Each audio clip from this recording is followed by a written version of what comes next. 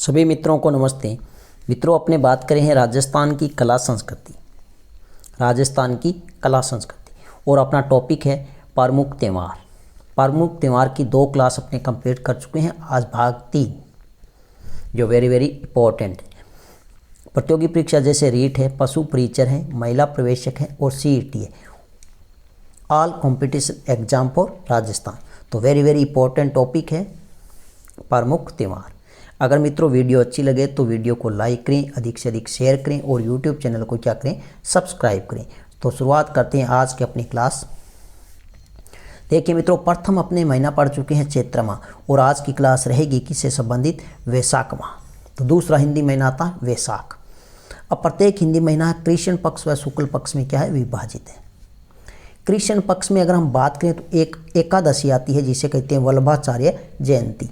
तो वल्लभाचार्य जयंती ये कब आएगी, कृष्ण पक्ष, वैशाख कृष्ण पक्ष की एकादशी को कौन सा त्यौहार मनाया जाता है, तो वल्लभाचार्य जयंती।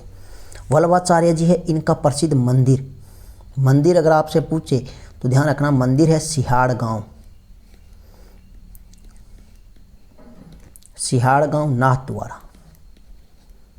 नाथ द्वारा और ये नाथ द्वारा राजसमंद।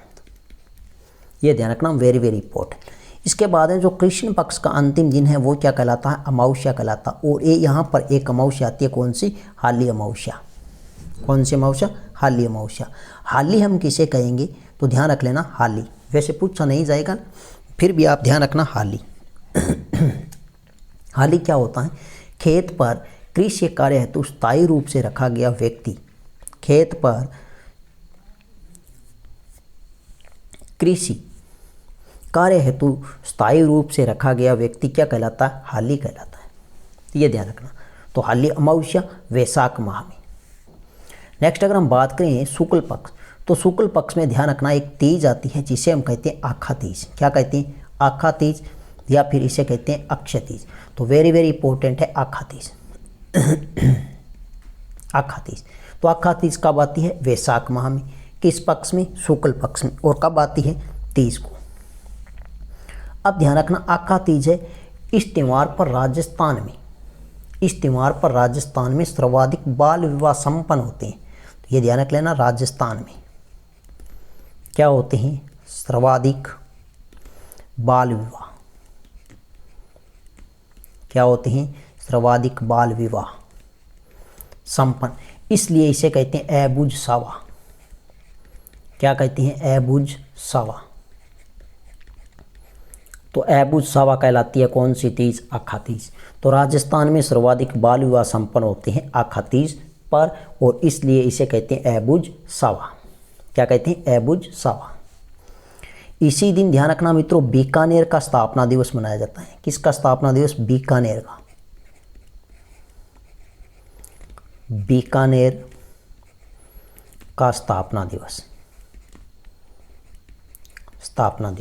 ये ध्यान रखना, वेरी इंपॉर्टेंट है। ये प्रश्न पूछा गया है। बीकानेर स्थापना दिवस मनाया जाता है वैशाख शुक्ल पक्ष की तृतीया, आखा तीज या अक्षय तृतीया। तो राजस्थान में सबसे अधिक बाल विवाह संपन्न होते हैं, तो वो भी ध्यान रखना कब होते हैं, आखा तीज पर होते हैं, जिसे अबुझ सावा के नाम से जाना जाता है। नेक्स्ट आती है पंचमी, और पंचमी को ध्यान रखना, शंकराचार्य जयंती आती है और सूरदास जयंती आती है। छठ की अगर हम बात करें तो रामानुजाचार्य जयंती। उसके बाद ध्यान रखना चतुर्दशी को नरसिंह जयंती मनाई जाती है, नरसिंह जयंती। उसके बाद जो 15वां दिन है उसे हम कहते हैं पूर्णिमा। क्या कहते हैं, पूर्णिमा। और जो वैशाख पूर्णिमा इसे कहते हैं बुद्ध पूर्णिमा। क्या कहते हैं, बुद्ध पूर्णिमा। और इसी दिन एक मेला लगता है, गौतमेश्वर मेला। तो ये प्रश्न पूछा गया है और पूछा जाएगा कि प्रसिद्ध गौतमेश्वर मेला कब लगता है। तो मेला कब लगता है, वैशाख माह की पूर्णिमा को। और ये जो गौतमेश्वर मेला ये कहाँ लगता है, तो ध्यान रखना, प्रतापगढ़ में लगता है। कहाँ लगता है, प्रतापगढ़ में लगता है। ये भी आपको अच्छे से ध्यान रखना, प्रतापगढ़ जिले में। तो प्रसिद्ध गौतमेश्वर मेला है, कब लगता है, वैशाख माह की पूर्णिमा को। और कहाँ लगता है, प्रतापगढ़ जिले में। नेक्स्ट आता है वेरी इंपॉर्टेंट, मातृकुंडिया मेला। मातृकुंडिया मेला है यह कब लगता है तो वैशाख माह की पूर्णिमा में। और कहाँ लगता है तो रश्मि तहसील, रश्मि तहसील। और रश्मि तहसील है, ध्यान रखना मित्रों, चित्तौड़गढ़ जिले में। कहाँ है? चित्तौड़गढ़ में है। तो मातृकुंडिया मेला कहाँ लगता है? रश्मि तहसील, चित्तौड़गढ़। ये जो मातृकुंडिया है मित्रों, इसे कहते हैं राजस्थान का हरिद्वार। क्या कहते हैं? राजस्थान का हरिद्वार, हरिद्वार। तो राजस्थान के हरिद्वार के उपनाम से जाना जाता है तो मातृकुंडिया मेला। और इसे राजस्थान का हरिद्वार क्यों कहते हैं? क्योंकि यहाँ पर हरिद्वार की भांति, क्योंकि यहाँ पर हरिद्वार की भांति झूलता हुआ लक्ष्मण झूला है। क्या है? लक्ष्मण झूला है। मातृकुंडिया है मित्रों, इसका निर्माण अगर हम बात करें तो निर्माण भगवान परशुराम ने करवाया था। किसने? परशुराम ने। परशुराम ने अपने फरसे से, अपने फरसे से करवाया था। से क्या करवाया? निर्माण करवाया। नेक्स्ट अगर मित्रों अपने बात करें तो हमारे पास में 3 नंबर महीना आता है, वो तीसरा महीना कौन सा आता है? हिंदी ज्येष्ठ माह। ज्येष्ठ माह 2 भागों में विभाजित है, कृष्ण पक्ष और शुक्ल पक्ष। कृष्ण पक्ष में अगर हम बात करें तो एक 15वां दिन है जिसे हम अमावस्या कहते हैं। और अमावस्या को एक व्रत किया जाता है, तो वो क्या कहता है? वट सावित्री व्रत, या इसे कहते हैं बड़मावस। वट सावित्री व्रत है। इसमें ध्यान रखना मित्रों, वट सावित्री व्रत, इसमें आपको ध्यान रखना है कि जो नारी होती है, नारी को अखंड सौभाग्य की प्राप्ति होती है। देखिए, इस व्रत को करने से, व्रत को करने से नारी को अखंड सौभाग्य की प्राप्ति होती है। क्या होती है? अखंड सौभाग्य की प्राप्ति होती है। तो यह ध्यान रखना, वट सावित्री व्रत कब आता है? ज्येष्ठ माह की अमावस्या को। और इस दिन बड़ की पूजा की जाती है, इसलिए इसे कहते हैं बड़मावस। नेक्स्ट वेरी वेरी इंपॉर्टेंट है, जो परीक्षा में बार बार पूछा जाता है, सीता माता मेला। तो सीता माता मेला कब लगता है? ज्येष्ठ माह की अमावस्या को। एक मेला और आता है सीता बाड़ी का मेला, वो भी कब लगता है? ज्येष्ठ माह की अमावस्या को। अब सीता जो माता का मेला है ये लगता है प्रतापगढ़ जिले में। कहाँ? प्रतापगढ़ जिले में। ये वेरी वेरी इंपॉर्टेंट है। और सीताबाड़ी का मेला लगता है बारां जिले में। कहाँ लगता है? बारां जिले में। नेक्स्ट अगर हम मित्रों बात करें शुक्ल पक्ष, तो शुक्ल पक्ष में तीज आती है जिसे कहते हैं महाराणा प्रताप की जयंती, महाराणा प्रताप की जयंती। और एक 10वीं को मेला भरता है गंगा दशहरा मेला, गंगा दशहरा मेला। गंगा दशहरा मेला है, इस दिन माना जाता है कि गंगा हिमालय से निकलकर धरती पर आई थी। ये ध्यान रखना, जो गंगा है, गंगा नदी है, वो हिमालय से निकलकर धरती पर कब आई थी? तो ध्यान रखना, ज्येष्ठ माह की 10वीं को, इसलिए इसे कहते हैं गंगा दशहरा मेला। नेक्स्ट आती है एकादशी। एकादशी है जो वेरी वेरी इंपॉर्टेंट है, जिसे हम कहते हैं निर्जला एकादशी। क्या कहते हैं? निर्जला एकादशी। निर्जला एकादशी है मित्रों, इसमें क्या होता है? जल बिना जल के किया जाता है। यह व्रत है, यह बिना जल के किया जाता है, बिना जल के व्रत किया जाता है। और इस व्रत को रखने से, इस व्रत को रखने से समस्त एकादशी का क्या मिलता है? फल मिलता है। तो आपसे इतना पूछा जाएगा कि निर्जला एकादशी है, ये कब आती है? तो कब आती है? ज्येष्ठ माह की शुक्ल पक्ष की एकादशी को। Very very important. इसके बाद में ध्यान रखना पूर्णिमा, 15वां दिन पूर्णिमा कहलाता है। तो पूर्णिमा को मनाई जाती है कौन सी जयंती? तो कबीर जयंती। कौन सी जयंती आती है? कबीर जयंती। और राजस्थान का कबीर अगर हम बात करें, यहाँ मैं लिख देता हूँ राजस्थान, राजस्थान का कबीर अगर हम बात करें तो दादू दयाल को कहा जाता है। किसको? दादू दयाल जी को राजस्थान का क्या कहा जाता है? कबीर कहा जाता है। यह था मित्रों अपने ज्येष्ठ माह। नेक्स्ट अगर हम बात करें मित्रों, तो हमारे पास में नंबर 4 महीना आता है हिंदी कौन सा? आषाढ़ माह। कौन सा? आषाढ़ माह। आषाढ़ माह में 2 पक्ष है, कृष्ण पक्ष और शुक्ल पक्ष। कृष्ण पक्ष एकादशी की अगर हम बात करें तो यहाँ पर एक योगिनी एकादशी आती है। कौन सी एकादशी? योगिनी एकादशी। योगिनी एकादशी है, इस दिन ध्यान रखना व्रत करने से समस्त पाप कट जाते हैं। समस्त पाप कट जाते हैं। तो कौन सी एकादशी है जिसका व्रत रखने से या करने से समस्त पाप कट जाते हैं? तो ध्यान रखना कौन सी एकादशी है, तो वो योगिनी एकादशी है। कौन सी है? योगिनी एकादशी है। शुक्ल पक्ष में अगर हम बात करें तो एक द्वितीया आती है जिसे कहते हैं माकड़ जी का मेला।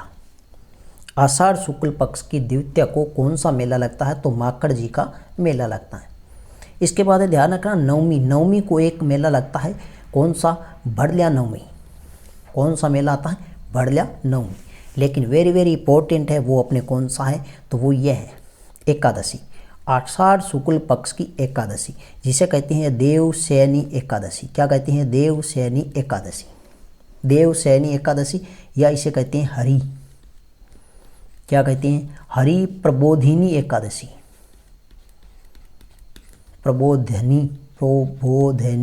प्रबोधनी एकादशी या इसे कहते हैं विष्णु एकादशी। क्या कहते हैं? विष्णु एकादशी। तो ये पूछा जा सकता है देवशयनी एकादशी किस हिंदी माह में आती है? तो किस में आती है? आषाढ़ माह में आती है। और किस पक्ष में आती है? शुक्ल पक्ष में आती है। इस दिन क्या होता है? भगवान विष्णु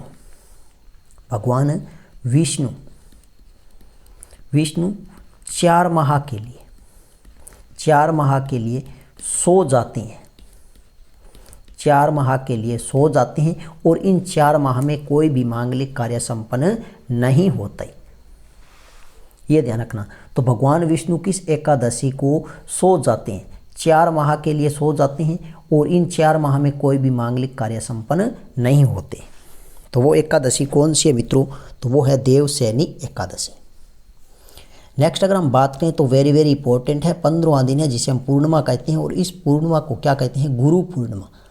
क्या कहते हैं? गुरु पूर्णिमा। अब देवता सो जाते हैं, उसके बाद में गुरु उठते हैं, तो गुरु पूर्णिमा, ऐसे ध्यान रख लेना, गुरु पूर्णिमा। ध्यान रखना गुरु पूर्णिमा इस दिन क्या होता है? इस दिन को गुरु की पूजा की जाती है व दक्षिणा दी जाती है। इस माह में 2 आपको विशेष ध्यान रखना, एक तो कौन सी? देवशयनी एकादशी जिसे हरि प्रबोधिनी एकादशी कहती हैं और विष्णु एकादशी कहती हैं। इस दिन भगवान विष्णु 4 माह के लिए सो जाते हैं और इन 4 माह में कोई भी मांगलिक कार्य संपन्न नहीं होते। और पूर्णिमा को आती है गुरु पूर्णिमा। इस दिन क्या की जाती है? गुरु की पूजा की जाती है और गुरु को क्या दी जाती है? दक्षिणा दी जाती है। नेक्स्ट अगर हम मित्रों अपने हिंदी महीने की बात करें तो महीना आता कौन सा? सावन। वेरी वेरी इंपॉर्टेंट महीना है। कौन सा? सावन। इसमें ध्यान रखना मित्रों, कृष्ण पक्ष में अगर हम बात करें तो एक आती है नाग पंचमी। कृष्ण पक्ष की पंचमी को आएगी नाग पंचमी। और नाग पंचमी का जो मेला है तो ये ध्यान रखना, ये जो मेला है नाग पंचमी का तो ये लगेगा जोधपुर में। कहाँ लगता है? जोधपुर में लगता है। इसके बाद में नाग का दुश्मन आता है, वो आता है नेवला। कौन सा आता है? नेवला। यहाँ पर नीडरी इसे कहते हैं नीडरी नवमी या नेवला नवमी। नीडरी नवमी या नेवला नवमी, यहाँ पे नेवला करना था, नीडरी नवमी, या फिर मैं यहाँ लिख देता हूँ नेवला नवमी। इसके बाद में जो 15वां दिन है वो आती है अमावस्या। और अमावस्या कौन सी आती है? हरियाली अमावस्या। अब ध्यान रखना जो सावन का महीना है इसमें क्या हो जाती है? हल्की हल्की बूंदाबांदी होती है जिसे फुहार कहते हैं और जिसे हम कहते हैं आम भाषा में, ग्रामीण भाषा में कहते हैं सावन की झड़ी। अब सावन की झड़ी होगी तो ज़मीन में क्या होगी? उमस होगी। उमस होगी तो ध्यान रखना क्या निकलेंगे? काले काले नाग, जिसे हम कहते हैं सर्प। अब काले काले सर्प निकलेंगे तो उनका दुश्मन निकलेगा कौन सा? नेवला, जिसे कहते हैं नीडरी नवमी। अब हल्की हल्की फुहार होगी तो पेड़ पौधे हरे होंगे, पेड़ पौधे हरे होंगे तो क्या होगी? हरियाली होगी, तो हरियाली अमावस्या। अब पेड़ पौधे हरे हो गए तो उनकी क्या करनी पड़ेगी, फुटान होगी। उनकी क्या होगी, पेड़ पौधे हरे कब दिखाई देंगे, जब छोटी छोटी क्या होगी, फुटान।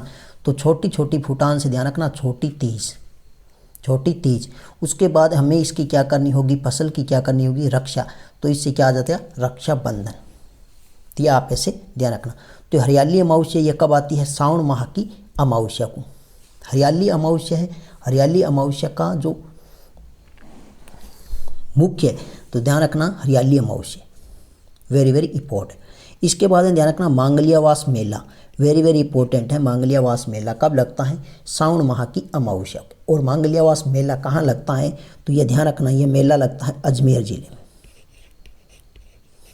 कहाँ लगता है, अजमेर जिले में।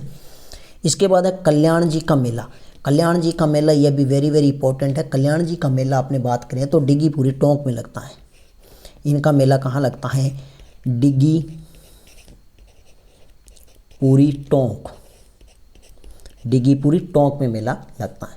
नेक्स्ट अगर हम बात करें शुक्ल पक्ष, शुक्ल पक्ष में ध्यान रखना मित्रों, एक आती है छोटी तीज, जिसे कहते हैं मधुश्रवा तीज। छोटी तीज है, इसे मधुश्रवा तीज कहते हैं, हरियाली तीज कहते हैं, हरियाली तीज कहते हैं। तो ये ध्यान रखना, छोटी तीज, मधुश्रवा तीज और हरियाली तीज। अब जो छोटी तीज है मित्रों, इसका जो मेला है, ये ध्यान रखना ना, छोटी तीज का मेला, छोटी तीज का मेला है वो जयपुर में लगता है। कहाँ लगता है, जयपुर में लगता है। और छोटी तीज है, इससे क्या होता है, त्योहारों का आगमन। क्या होता है, त्योहारों का आगमन, त्योहारों का आगमन। तो अपने पीछे पढ़ा था त्योहारों का समापन। त्योहारों का समापन होता है वो किससे होता है, गणगौर से होता है। जबकि त्योहारों का आगमन किससे माना जाता है, तो छोटी तीज से माना जाता है। तो गणगौर भी कहाँ की प्रसिद्ध थी, जयपुर की प्रसिद्ध थी, जिससे त्योहारों का क्या माना जाता है, समापन माना जाता है। और छोटी तीज यह भी प्रसिद्ध है जयपुर की, जिससे त्योहारों का क्या माना जाता है, आगमन माना जाता है। यह थी वेरी वेरी इंपॉर्टेंट छोटी तीज। तो आखा तीज हमने पढ़ी, आखा तीज हमने पढ़ी, तो वो आखा तीज किस माह में आती हैं, तो आखा तीज है चैत के बाद में कौन सा महीना, वैशाख महीना। तो वैशाख में आती है आखा तीज। कौन सी तीज, आखा तीज। किस पक्ष में, शुक्ल पक्ष में। अब ध्यान रखना छोटी तीज, छोटी तीज भी सावन माह में और किस पक्ष में, शुक्ल पक्ष में। नेक्स्ट 15वां दिन है जिसे हम कहते हैं पूर्णिमा। तो रक्षाबंधन, सावन माह की पूर्णिमा को कौन सा त्यौहार मनाया जाता है, वेरी वेरी इंपॉर्टेंट है, रक्षाबंधन। कौन सा त्यौहार मनाया जाता है, रक्षाबंधन। यह आपको ध्यान रखना है। इसके बाद में ध्यान रखना इस पूर्णिमा को कहते हैं नारियल पूर्णिमा। और ध्यान रखना इसे कहते हैं सत्य पूर्णिमा, सत्य पूर्णिमा। यह भी ध्यान रखना। एक संस्कृत जयंती भी मनाई जाती है। इस दिन कौन सी जयंती मनाई जाती है, संस्कृत जयंती। यह संस्कृत जयंती है, यह भी वेरी वेरी इंपॉर्टेंट है। इसके बाद ध्यान रखना गायत्री जयंती है, यह भी इसी दिन मनाई जाती है। और इसी दिन सप्त ऋषि की क्या की जाती है, पूजा की जाती है। सप्त ऋषि की क्या की जाती है, पूजा की जाती है। शपथ मतलब 7 ऋषियों की क्या की जाती है, पूजा की जाती है। ये ध्यान रखना। इसके अलावा अगर हम बात करें तो जो सावन के जो माह के सोमवार है, सावन माह में सोमवार, कौन सा वार, सोमवार। अब सावन माह के सभी सोमवार है, सभी सोमवार को लड़कियां भगवान शिव की पूजा करके भोजन करती है। तो यह भी ध्यान रखना किस माह के सभी सोमवार को व्रत रखकर लड़कियां भगवान शिव की पूजा करके भोजन करती है। तो वो कौन सा सावन माह है, कौन सा महीना है, सावन महीना। तो मित्रों ये थी आज की अपनी छोटी सी क्लास। वीडियो अच्छी लगे तो वीडियो को लाइक ज़रूर करना। नेक्स्ट मिलते हैं एक नए वीडियो के साथ में, तब तक के लिए धन्यवाद।